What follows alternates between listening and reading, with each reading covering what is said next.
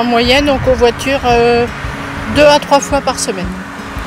Parce que comme j'ai un travail sur le terrain aussi, sur tout le département, quelquefois j'ai besoin de ma voiture si j'ai pas de véhicule de service de disponible. Donc dans ce cas-là, on covoiture. Et pour moi, l'approche a été dès l'origine environnementale. Donc en fait, j'ai un souci des rejets et de l'empreinte qu'on peut avoir sur la planète.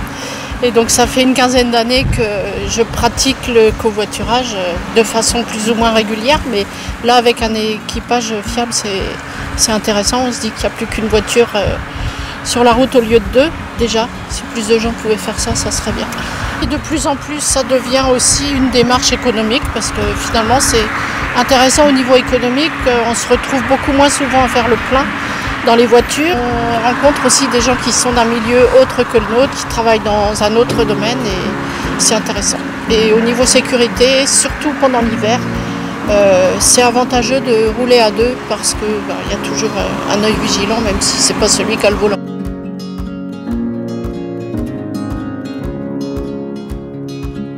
Moi, c'était une démarche auprès de l'entreprise. C'est vrai que je guettais ce genre de démarche. On reçoit des mails régulièrement pour savoir un peu si on a trouvé, si on cherche toujours. Déjà, 15 ans à peu près que je suis inscrit.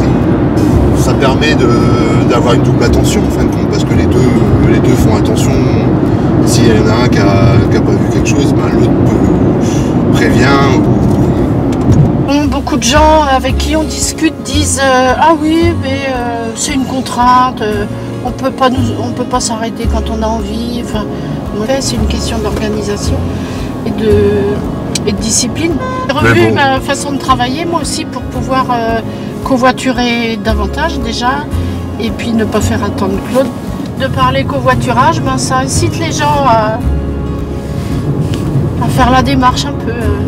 Je regarde depuis un an, là, il y a 2 autres personnes qui font un petit peu la démarche de temps en temps, là, de venir ensemble.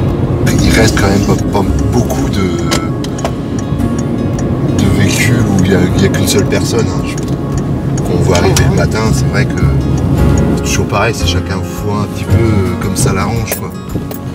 Soit qu'ils veulent pas se soumettre de contraintes, alors que c'est un peu de contraintes, ça c'est largement surmontable. Ils ont pas envie, quoi. C'est une voie d'avenir. Les jeunes, la nouvelle génération, je trouve qu'ils sont bien dans cette démarche-là. Bon, bien sûr, il y a Blablacar, mais pas que. Et plus ça va, plus les jeunes remplissent leur voiture aussi pour se déplacer. Et ça, c'est une bonne, c'est une belle perspective en tout cas.